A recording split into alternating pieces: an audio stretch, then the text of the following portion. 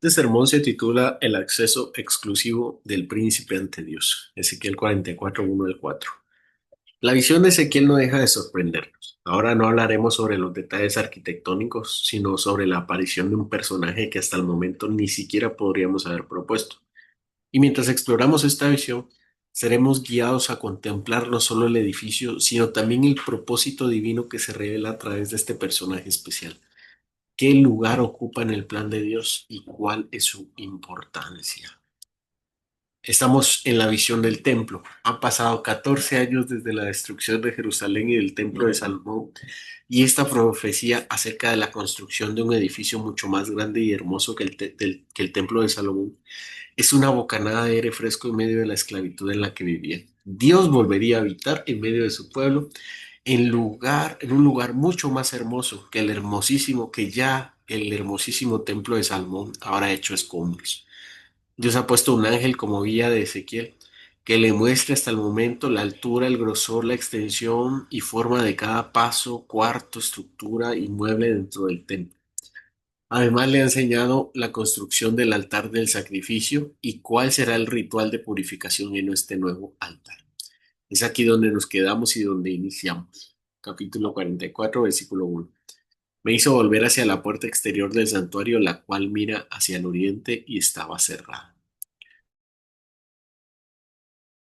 El profeta Ezequiel es llevado a la puerta exterior del santuario. Recordemos que cuando hablamos del santuario o del templo, nos podemos referir a dos cosas. O bueno, la Biblia se puede referir a dos cosas.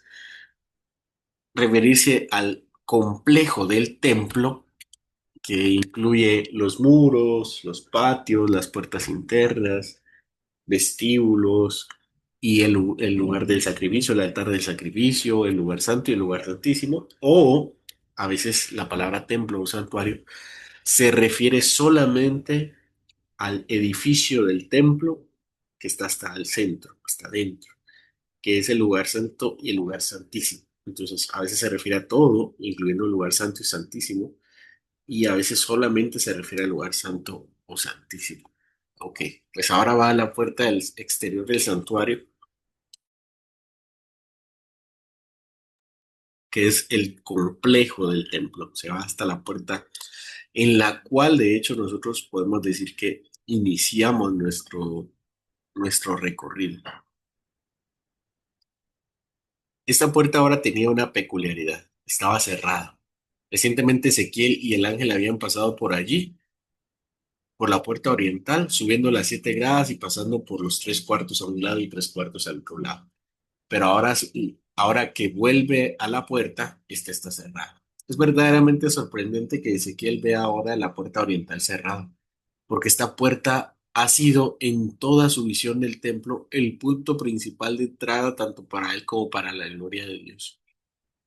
Al principio de su ministerio profético, mientras estaba entre los cautivos, Ezequiel tuvo una serie de visiones sobre la gloria de Dios, esa gloria de Dios que venía del occidente, del noroccidente. En Ezequiel 10, 18 y 19 y 11, 22 y 23 se nos dice que la gloria de Jehová se apartó del templo y salió por la puerta oriental, que daba hacia el monte de los olivos. Fue una escena dolorosa. La presencia de Dios que había habitado entre su pueblo en el templo se retiraba como señal de juicio inminente sobre Judá y la destrucción del templo por los babilonios. Es decir, esa puerta fue testigo de cómo Dios abandonó el pueblo, pero con el propósito de buscar a su pueblo en Babilonia. Y es ahí donde Ezequiel recibe la presencia de Dios en aquel carro maravilloso con querubines y aros girando.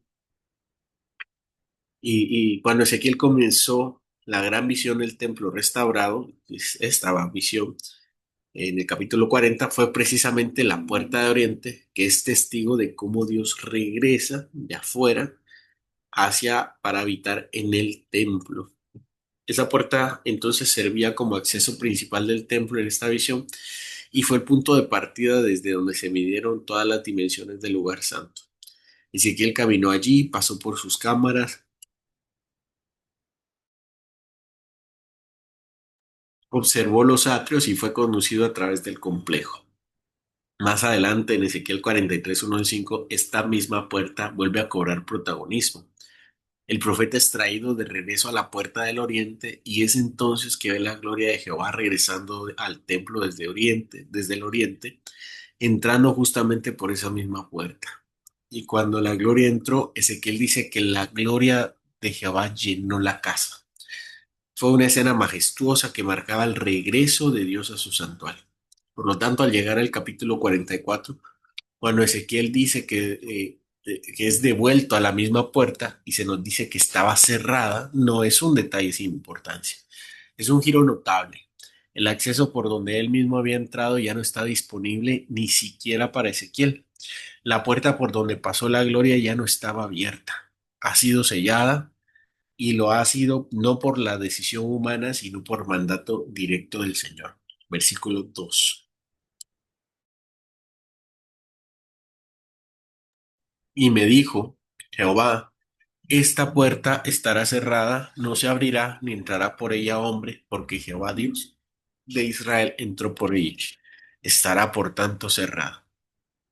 Ezequiel ya se había dado cuenta que la puerta estaba cerrada, pero Dios no quiere pasar por alto y se lo dice claramente. Dios no quiere que Ezequiel piense que es casualidad ni el pueblo de Israel.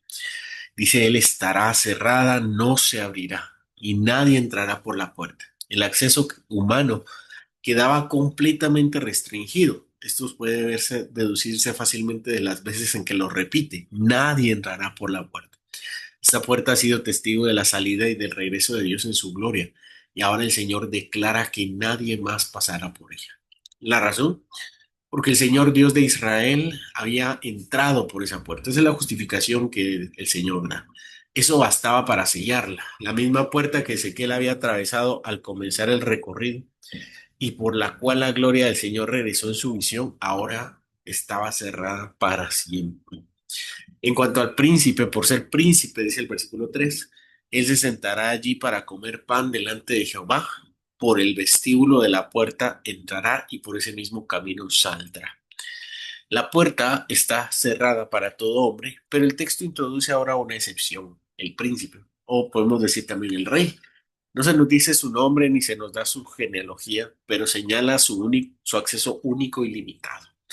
Él no atraviesa la puerta como lo haría un sacerdote en funciones rituales, ni como un visitante común. No entra al templo, sino que se detiene en el vestíbulo de la puerta. Desde ese lugar privilegiado y no desde el interior se acerca al umbral santificado. Dice, comerá pan delante de Jehová. Esta es una expresión de comunión. Esta es una expresión de comunión, de aceptación, de adoración. Comer pan en la presencia del Señor no es solo una comida, sino el símbolo profundo de favor divino, de participación en el pacto, de cercanía santa. Este hombre no toma para sí el derecho de traspasar los límites impuestos por Dios, no fuerza la puerta, la honra, no invade la santidad que hay dentro, se acomoda con la reverencia al lugar que Dios le asigna. El mismo Dios que ha cerrado la puerta ha permitido que este príncipe entre por el vestíbulo y por ese mismo camino salga cumpliendo su papel. El príncipe tiene un lugar especial junto a la puerta cerrada, pero esa puerta no se abre para cualquiera.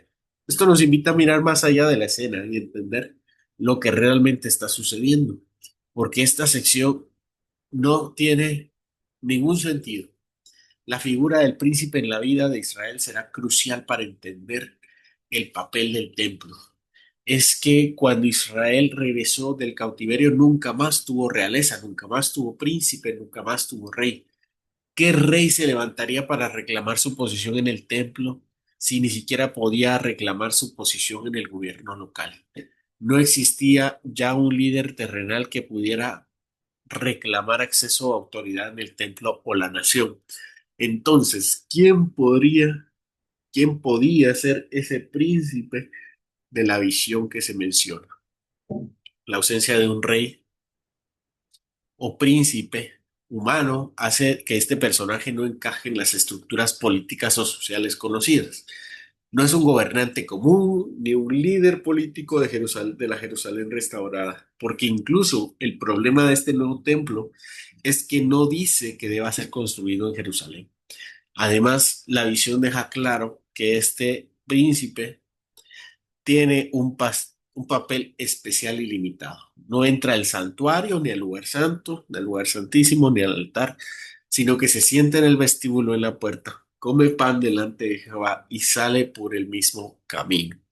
Su acceso es distinto al de los sacerdotes y no implica ejercer el sacerdocio ni tomar autoridad sobre el culto. Por lo tanto, el príncipe no es un sacerdote ni funcionario religioso ordinario, sino alguien con una relación particular con Dios y con el pueblo. ¿Quién cumple estos requisitos? ¿Quién, sin ser rey terrenal ni sacerdote común, tiene un acceso único y una relación especial con Dios? La respuesta empieza a tomar forma cuando consideramos a aquel que es llamado príncipe de paz, aquel que reúne en sí mismo la autoridad verdadera y eterna. Antes de que existieran los templos, las naciones o el mismo o el tiempo mismo, él habitaba en la perfecta comunión del cielo, lleno de majestad, luz y santidad. Su lugar no le fue asignado, sino que le pertenece por derecho eterno. Él fue el resplandor de la gloria de Dios. Él es el resplandor de la gloria de Dios y la imagen misma de su sustancia. No como el reflejo separado, sino como participación plena de la misma esencia divina. Desde siempre Cristo ha estado delante del Padre, con el Padre, como Dios verdadero y rodeado por ángeles que no cesan de adorarle, exaltado en la eternidad donde no hay sombra ni mancha ni límite alguno. Este es el príncipe glorioso que la visión de Ezequiel anuncia con figuras, el único digno de estar a la puerta cerrada como el dueño legítimo de la presencia de Dios. Precisamente por esta gloria eterna, Cristo es el único con autoridad para cerrar la puerta. Él no es un visitante de la presencia divina, sino el heredero legítimo del trono celestial. La gloria que selló la puerta de Ezequiel es la misma que ha estado unida a él desde la eternidad. Por eso no hay criatura en el cielo ni hombre en la tierra que pueda tener parte en esas decisiones, en esa decisión sagrada. La puerta al lugar santísimo no está cerrada por accidente, está cerrada porque la gloria de Jehová está allí. Cristo mismo es la gloria, como Hijo eterno. Él guarda el umbral de la comunión con Dios. Nadie más tiene derecho a abrir y nadie más puede decidir quién entra. Él es el único capaz y autorizado para tener este tipo de pretensiones rituales. Por eso toda pretensión humana de acercarse a Dios fuera de Él está condenada al fracaso. La puerta es de Él y Él es la puerta. La puerta oriental cerrada representa el acceso a la presencia de Dios sellado por la manifestación de su gloria. Según el capítulo anterior, la gloria de Jehová volvió a entrar por esa puerta, señalando que Dios mismo ha regresado a habitar en medio de su pueblo. Ahora, nuestro texto nos dice que esta puerta quedará cerrada precisamente porque Jehová, Dios de Israel, entró en ella. Esa puerta fue santificada por la gloria misma y por eso ya no puede usarse por nadie más. Ese acto profético se cumple en Cristo, quien es la manifestación suprema de la gloria de Dios.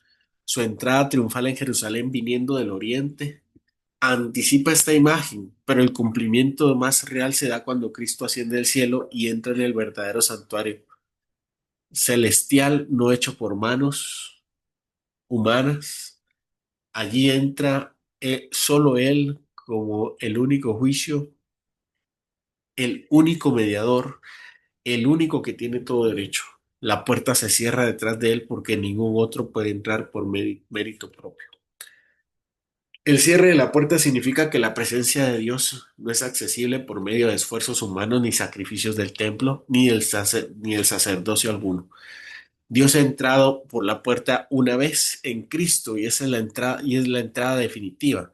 Ya no habrá otro medio ni otro camino. El príncipe Mesías entra, se sienta en comunión delante de Dios y regula el acceso, no permitiendo que nadie entre por él, por más que él mismo. Esto se cumple en su función como mediador celestial sentado a la diestra del Padre, intercediendo y representando a su pueblo. Por tanto, la puerta está cerrada en un sentido definitivo. No hay otro acceso de Dios fuera de Cristo, a Dios fuera de Cristo. Pero para los que están en Cristo, esa puerta está abierta en Él, porque Él mismo es la puerta del redil.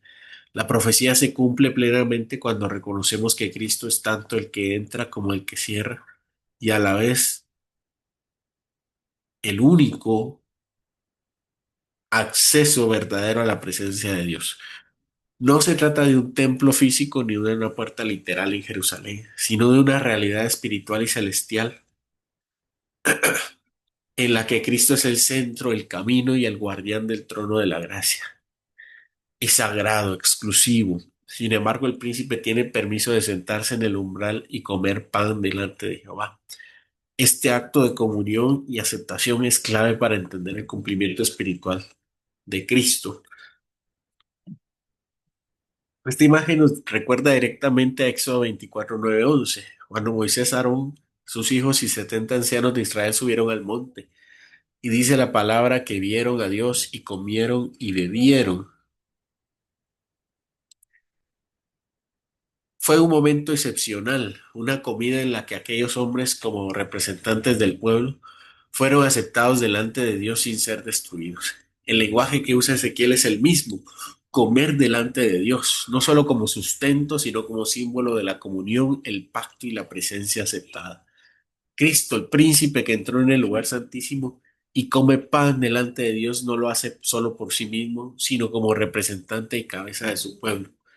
En él nosotros también somos alimentados, no de manera simbólica, sino de real y espiritualmente con el verdadero pan del cielo. Cristo mismo dijo, yo soy el pan de vida, el que a mí viene nunca más tendrá hambre. Juan 6:35. Por medio de él el Padre nos nutre con su gracia, nos sostiene con su palabra y nos da comunión verdadera en el Espíritu. Cada vez que nos acercamos con fe, Dios nos fortalece con Cristo mismo, no solo con enseñanzas sobre Él, sino con su misma persona entregada por nosotros. Así como el príncipe comía delante de Jehová, nosotros participamos de la mesa celestial por medio del arrepentimiento y la fe en Cristo Jesús, alimentados en el alma con lo que solo la presencia de Dios puede dar, vida eterna y comunión eterna.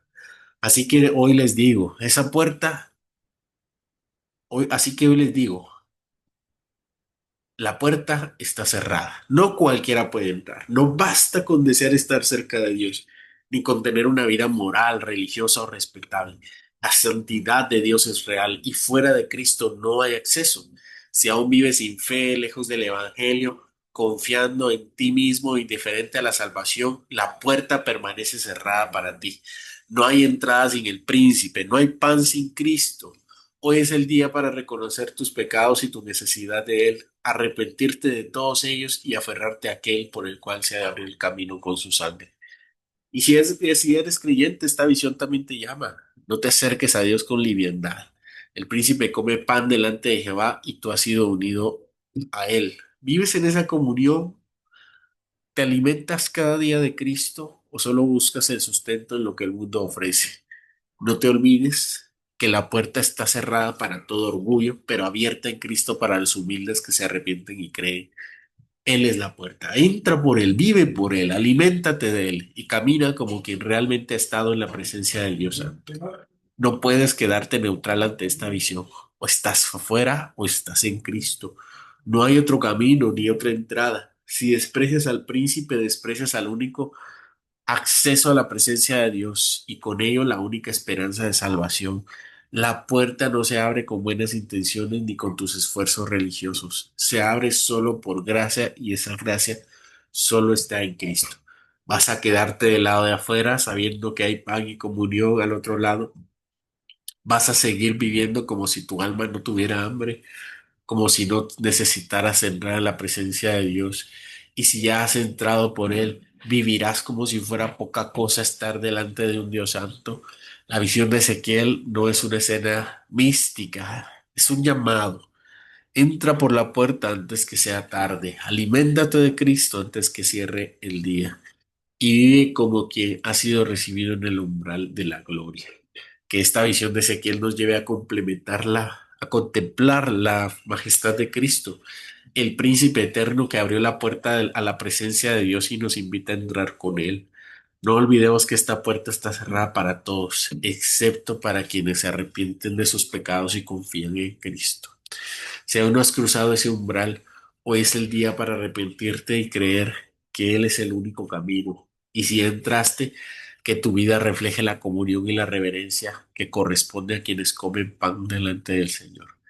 Que nuestra fe se renueve, que nuestra esperanza se afiance y que nuestro camino sea digno del príncipe que nos abrió la puerta, porque en Él y solo en Él encontramos acceso seguro, alimento eterno y la promesa de estar para siempre en la presencia gloriosa de Dios.